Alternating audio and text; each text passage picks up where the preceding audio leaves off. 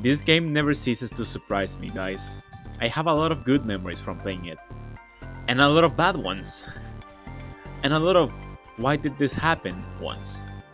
You guys know the Brawlhalla player base complains about anything that moves and breathes. That includes me, and that includes you.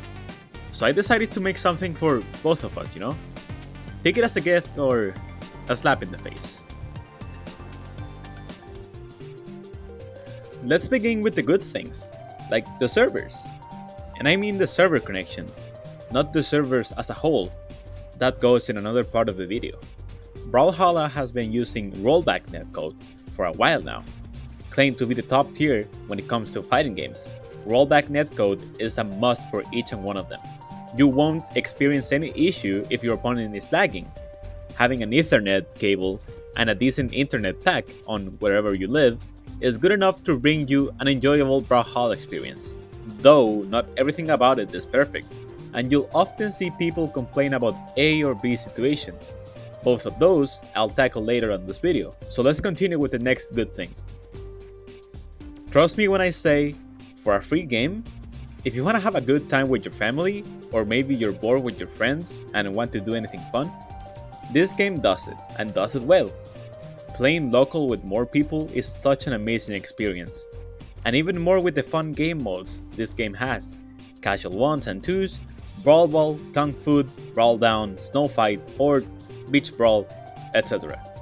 And I'm saying this with the last bit of casual part there's inside of me. Let's be real for a second.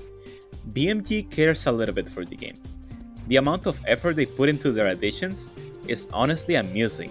They have a decent touch with the community, either via Twitter, Twitch, YouTube, you know.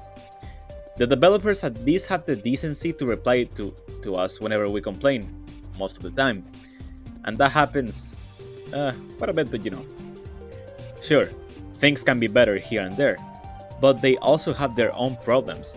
We're living in hard times, everybody, and we're not rock solid like core. The things this community is capable of is honestly scary.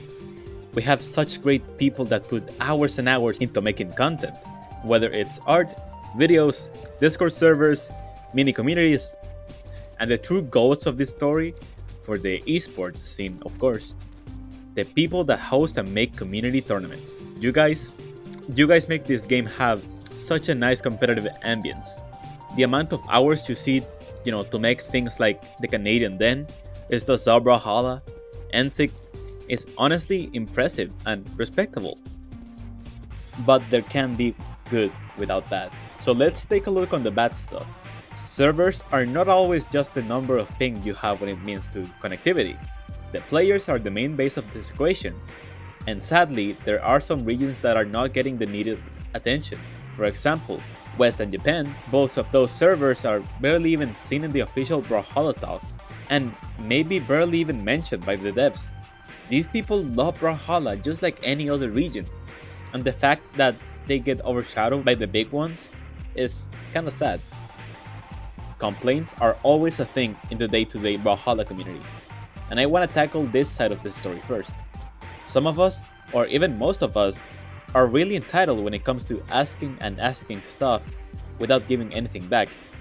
One day BMG will decide to stop supporting Brawlhalla, and we will be stranded on a lake of ungratefulness without knowing what to do, and complaining about it is not gonna help us in any way.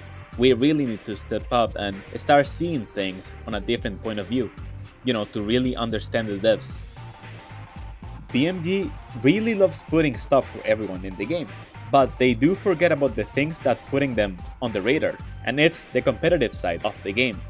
Having tournaments every now and then is not enough if the game is on a stale state 24/7.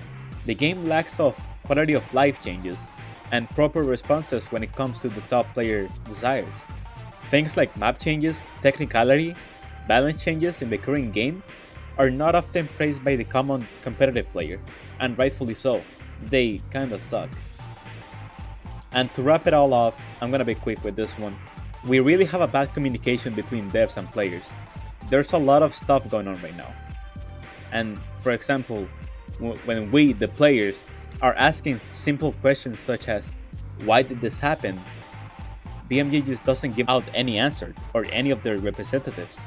That is making a huge snowball of complaints for a near future, where everything is gonna burst on Twitter, making, chaos again.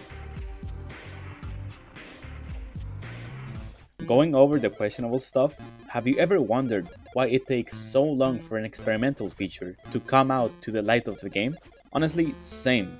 It really makes me wonder what type of feedback the developers need to say, alright, this is going good, green light. And not only that, already existing features are often missed by them. What's up with the legend stats?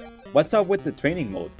Why do we have a free-for-all as a waiting room for matchmaking? Why are they still giving out paid items on the viewership rewards? Why does Terrorist NSYNC on Hammer hit me if I'm 1 pixel?